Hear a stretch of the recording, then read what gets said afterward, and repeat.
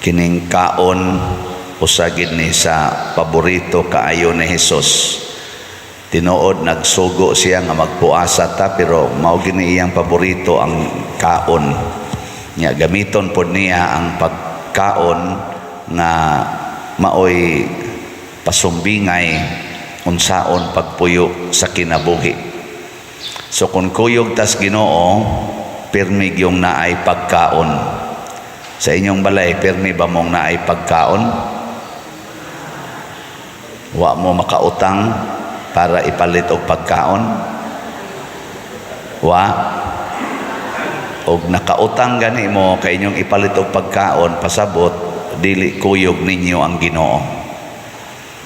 Ay no, tingali makautang ipalit og TV, ipalit og unsa pa diha. Pero kung makautang mo tungod kay inyong ipasangil ang pagkaon, pasabot ana dili mo kuyog sa Ginoo.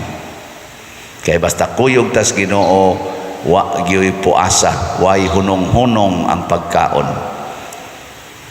Sa inyong paminaw, kita din sa parokya, kuyog tas Ginoo o dili? Unsa may timaan? Wa gyud hunong kaon. Perting kaon. Bisan gani pag-abot atong pandemic, lockdown man ta dinhi, sige kita kaon dinhi, way hunong-hunong kaon. Nanghatag pa ta ganing pagkaon nato. Ang barangay gani manghatag lag kausas-usa ka sa unom ka buwan, murag kausara ka panghatag, pero kita hapit kada duha ka buwan kahatag kita atong panahos pandemic ba. Kahatag kita kausa usahay pa gani makadabuan nga naman perti pagkaon pasabot kuyog ang Ginoo. Ikaduha, kining kalipay. Basta kuyog ay natong Ginoo, malipayon kita kanunay. Hilingi ay mong tupad na malipayon ka karong si manaha. Karon lang si manaha ba malipayon ba ka kanunay? Wa gyud ka ni agi nga nasuko ka, wa ka magyaw-yaw. Wa. Og nasuko gani ka, nagyaw-yaw ka, di ka malipayon kanunay. Pasabot nagputol-putol ang imong pagpakigkuyog ni Hesus. Kay kuyog tas Ginoo, bisag unsa pay sitwasyon, malipayon gyud ta kanunay. Ana gyud na siya. Nya ang katapusan, kinig yung kaluwasan. Basta kuyog ganitas Ginoo, daghang kaon, siging kalipay, niya luwas paginta. Nabang mahimo tang manununod sa langit. Kaduhang lingi sa imong tupad na siguro na kang maluwas. Nakasiguro na jud ka nga maluwas ka. Moingon gani, away siguro Ginoo lay magbuot. Kana wa gina magsunod sa Ginoo. Kasagaran na tong tubag mao man dayon na. Ginoo lay magbuot ana. Patay ka diha. Mao na nga importante kaayo ang atong pagpakigsuod sa Ginoo.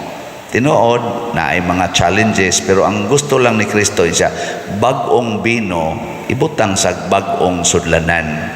Paris-parisa ba? Kanang bag-o nga bino nagrepresent na sa Ginoo, because God is always new. Mao nang kada adlaw ang Ginoo bag-o gid siya nato. Bag-o ang iyang ihatag, bag-o ang kasinatian. Bisag ka mo mga asawa o bana, karaan naman dyan kayo na inyong mga naong, giluod naman mo na inyong mga naong ganit tingali. Pero butangi Ginoo ang inyong kasing-kasing, di ba inigtanaw ninyo inigkabuntag sa imong bana bag-o yun? No? Karabang doon ay bag-ong kainit ba? O gilaay na gani kakaron, gipulaan na ka ng iyang naong, hapit na ka di mo tanaw, pasabot, wa kay Ginoo diri sa imong kasing-kasing. No. Ano man mo mutingog diya. Di mo ka-relate. Mauna. Nya, mauna siya nga ang Ginoo pirmi gitang malipayon kaya ang atong experience pirmi mambago.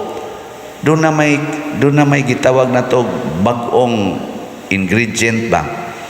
Pero magpabilin gani diha sa atong karaan. Kay kaning karaan mao ni siya ang sala, the old wine skin or the old cloth. Mao na siya ang sala. Kanang sala muhimo gid na nato nga murag karaan. Tanawa na mga asawa nga mga makasasala, hisgutan gid ng karaan. Ikaw sa una pagyud ka, di ba? Hinumdum ka, uyab batas unang buanga ka, mauna ni imong batasan, hinumduman gina niya. Mauna ang mga yawan noon. Kanang mga anak, ikaw ang tapulan na ka. Kaya yang hinumduman ka to mga tinapulan sa una ba? Kinsa ninyo din ang di na gyud mo hisgot sa nangagi. Taas ang kamot. Kanang di gyud mo hisgot ba? Istorya. Kusog kay tanang matud pas Tagalog halongkatin ang mga nakaraan. Ngumrabag anaon gyud ba? Banhaon ang mga bukog sa kagahapon nga gilubong na unta sa kadugay na sa lumot, gilubong na sa lumot sa kalimot. Banhaon gyud. Ang karon ayaw gyud sa gula ang yawa ug ang Ginoo. Na unsaon man butangi og pading sama ni Rebecca diri sa atong unang pagbasa. Si Jacob gusto niyang maluwas, gusto maoy matagaag panalangin niya kay ang pinangga ni Isaac si Esau man katong maguwang maoy gi tagaan ni kanini ang Isaac og misyon aron nga iya dayong ihatag ang panalangin. Si Jacob dili man to siya mangayam, so di siya kahimo atong misyon, pero gusto ni Rebecca nga ang iyang anak mapanalanginan. Ang sa may gibuhat ni Rebecca, iyang gi butang-butangan og pading si Jacob aron maoy mahatagag panalangin. Tinuod ang tingog ni Jacob wa mausab, dul-duol ra man sa silag tingog ni Esau. Niingon si Isaac, nabuta man intawon si Isaac, kani man kung Ginoo usahay san magpabuta-buta pod ni siya. Kay kundi siya magpabuta-buta, basig timan-an niya ang atong mga kasalanan kanunay. So nagpabuta-buta sad atong gi pading-padingan ni Rebecca, napanalanginan yun. Sa mga reflections sa mga theologians, kani kunos Rebecca mura kununig ang mahal nga Birhen Maria. Kana bang iyatang pading-padingan ba? Din na magidunta ta madawat sa Ginoo. Ganang naong nimo, madawat pa kana sa Ginoo. So sala pa lang nimo pertinandaghana. Pero ang mahal nga Birhen Maria, kamao siyang mo adjust, kamao siyang mo butang ba unsay angay ibutang nato para mahimo tang acceptable sa Ginoo. Kay kani mangong mga inahan, kuan kay na sila in touch kay na sila silang anak, kay bawo gid sila unsaon. Muna ang mahal nga Birhen Maria nga atong gibijilan karon, kahibaw siya unsaon nga mahimot ang angayan ngadto ni Hesus. Maubitan na ka na mga COM, kaagi ba mong COM? Children of Mary. Naamo na sila'y motto, to Mary, through Mary to Jesus. Pinaagi ni Maria ngadto ni Hesus. Kung suod ka ni Maria, masuod sa kani Hesus. Nya dili tungod kay angayan ta kuan lang Maria, gibutang-butangan ta niya ba nang litan kusog kay ka mamalikas nya moduol ka ni Maria. Butang-butangan ni Maria ang imong baog purity, kay pure man kay ni siya. Nya moingon dayon ang Ginoo, tanaw na ko sa imong naong mura mangyug ka katong akong ighuhog sa impyerno, pero ang imong baba murag baba sa akong inahan. Kusog ka manghimantay kanang imong mata himantayon kay tanan. Nailan nas Ginoo, ang Ginoo, ikaw man tong himantayon kayo nga ako nang gikandidato sa impyerno, pero ang imong mata karon mura na magmata sa akong inahan. Ibutang na ni Maria. Wa mo kibawa na. Kadang imong kamot nga luos lag pangusi, luos lag panghapak, gitimanan nas Ginoo Ang Ginoo, mao magyud kay tag-iyas kamot nga katong kusog kay mangusi sa mga bata. Ako man kang impiernohonon, pero ang imong kamot karon mao na mag texture sa kamot sa kong inahan. Butangan sa kang Maria sa katong. Kay si Maria nakapasar mas langit. Iyan ang ipaambit nato. Pero ang problema lagi, gusto ba mong maliwat ni Maria? Suod mo ni Maria? Dili. Pag Legion of Mary mo. Dini ato na natag, ato nang gikusgag maayo, Legion of Mary. Pag magpakasundao ta ni Maria. O kung sa may kinaiya ni Maria, pirming bag-o ang iyang mata nga magtan-aw sa tao. Pirmi sang bag-o ang iyang kasing-kasing nga muhigugma sa isig ka tao. Dili siya magtimaan sa mga sayop. Ang iyang timan-an kanunay inig karong adlawa nakigatubang ko sa image and likeness of God. Sige, lingya imong tupad. Nya isulti niya unsay bag-o nimong nakita diha niya. Sige, ready, go. Ingna bag-o lagi ng imong ilong. Gahapon taas-taas, karon lisngag na. Uy, pangitag bag-o pangitag bag-o gyud. Tanawa di ba, bag-o na sad ang atong slot ang gidaghanon. Ako ang taga-tayan bag-o na sad ni. Ingon kanibas father mangita gina siya adlib aron lang gyud makalusot ng iyang slot. Og mao ni makapalangit ninyo nganong di man nato ni i-promote. So as of yesterday ang atong SBF DAG nahalina na taog 31,634 ka slots. Pakpak. Niya ang atong 19 slot challenge mao na ni siya ang final. Di na ko mo ihap sa uban kay ako na lang tangan na lang allowance. So 225 gyud ang atong 19 slot challenge. So pakpak. Yes. Nasa day mga tao no nga ganahan gid i-challenge. Gi pangutanan na imong tupad inaganahan ka i-challenge. Na ang uban wa gyud manglingi ay wa gyud mo i-challenge oy. Na uban ganahan kayo i-challenge. Muna ka ng mga asawa, i-challenge na lang noon ng bana. Dayog, singhag-singhag, magdabog-dabog, yaw-yaw-yaw, aron lang yun am-aman. Di ba? Ngita na itong additional. So, ang importante nga bag-o. Muna sa atong tubag sa Salmo, sa itong tubag, dahiga ang Ginoo kay siya maayo. Nganong di man tapulan anang maayo? Kibaw mo ngano? Kay ang usa ka butang matawag lang nimog maayo basta dili mudaan. Dili mudaan ba? Bisan gani ka na mga karaang simbahan, ingka antik man na pader. Muna kanang antik pirmi kinang bag-o ang iyang quality. Nganong na antik man na siya kay nakasustenir siya sa mga damag sa pagsulay sa nature. Muna nga duna siya quality nga pirming bag-o. Ano bang pirming ligon nakasustenir ba? Muna mudahig ta, biliban ako. Pero sige gani ng imong kilay o kakiskis, di na ginabago. Ingkaoy di man kasustenir imong kilay, dali raman kay mawa. Imong buhok dali kay mausap ang kolor awa na di na nabago wa kasustenir ba.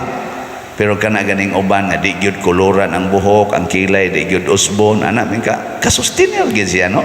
Din man gid na uso ng iyang buhok pero kasustenir gid siya. Pasabot makadaig ka sa iyang strength.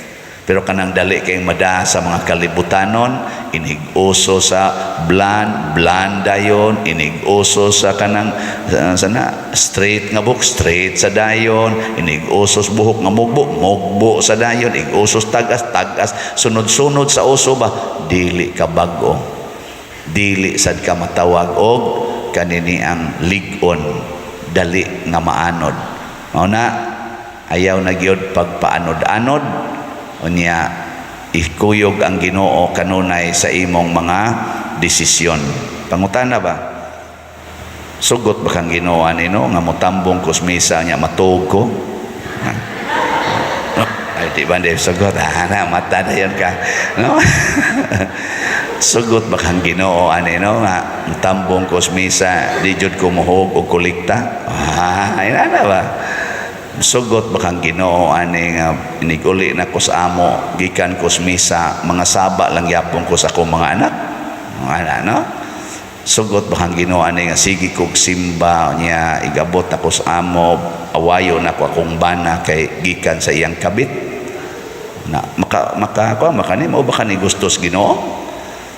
Mao ba kani gustos Ginoo nga kining akong igsuon ako gining padayonon ang kihan ako dito sa korte tungod lang aning mga utlanas yuta nga nangausap? Sugot ba kang Ginoo ani nga akong ikihan ning akong igagaw tungod las utang? No. Ay magduko-duko diha.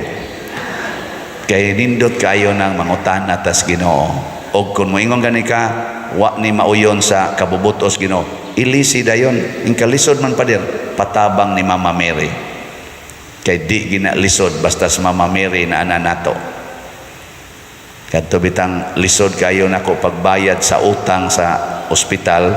Akong manghod katos Klito mga year 2000 na operahan sa kasing-kasing ang bayron non sa ospital 320,000 bisa na lag 1,000 wa gyud koy kwarta nya diha ko sa seminaryo ang tanan nagsalig nako akong pamilya. Nabuhi ang akong igsuon nga naoperahan sa kasing-kasing pero asa mag-ibayad mamatay ra sa tusyag usab. Sige ra ko rosaryo nako mahal nga birhen, di jud ko motuo nga way solusyon ang Ginoo kun ikaw na maoy mangayo. Oy dali ra kay nasulbad in 4 days. In 4 days nakakuha dayon ko 300 out 270 di ba to 200 o 300,000 na adayon ni provide. Sus nindota lagi dali ara lagi ngayon ako bayranan man bisan tinudong na ingon payable when able nako bayronon man sige na sa kong pangayo hilig man jud ko aning pangayo. After mga 5 months nakadawat gyud ko mga 400,000 apil pang maintenance akong manghod hangtod na ayo karon patyono na sad. Pero naayo siya atong kuana problema na kumpleto gyud ang process sa pagtambal niya pero karon abot lang nagkanusa sa namamatay. Ang importante nga maka-experience ta ba duol lang kas mahal nga birhen dali ra gyud ka istanan pero ayaw duol niya nga magdaa ka giyawa kay di man gina mosugot ang mahal nga birhen. Ayaw sagula ang Ginoo ug ang yawa. Kada bang maingon ka mahal nga birhen tabangi ko pero wa lang mikasal mosabot ra ang Ginoo mahal nga birhen nga wa mikasal ning mga birhen ayaw i-combine ang sala ug ang kaning Ginoo. Sobra na sa nang imong gibuhat ana ba mahal nga birhen tabangi in town ko nga dili unta ko magkalisod nga dili unta ko masakit og kana ganing cancer pero mag-inom lang ko aning pills kay lisod na jud kaayo daghan na kay mig anak yung mahal nga birhen ayaw ana sikag inom ng pills makanser gyud ka nya ako na lang niya bahala nimo ini kamatay kay ako'y mudani mo ngadto sa akong anak aron akong anak mo hukom nimo gasa ka ibutang ako lang to kihat-kihatan unya pero makanser gyud ka ano ano niyo man kong tutukan Mahal nga birhen, ako musunod yung kus imong simplicity, pero lain sa kay tanawon mahal nga birhen, nga mukalit na ni kawa na ko'y kilay, ako naman kuning gikuanan, ako naman kuning naanad kong badlis, i-maintain lang din ako, mahal nga birhen, kay kilay is life man, mahal nga birhen, ikaw, buangon yun ka. Muna, lipay ko na ako yung mga kaila, ikita na mo karon, ang buhok natural na, batian na lagig now. Pero proud kis lang ng paden, naminaw na jud ko nimo, tanawa akong buhok, nako, oh, sus, debate na jud kag naong tanawon. Pero in the eyes of God, nagsidlak-sidlak ang imong kagwapa. Ayaw kabalaka anang manaway nga mga matang yawanon, ang matang Diyos nun mo ibasihi. Kay nagsidlak ang imong kagwapa sama ni Maria nga daw ba nagbanag sa kaadlawon, masiga murag adlaw, kalisangan maingog kasundaluhang, hinanay alang sa gubat. Masan mo kibawa to, sige na, manindog na ta.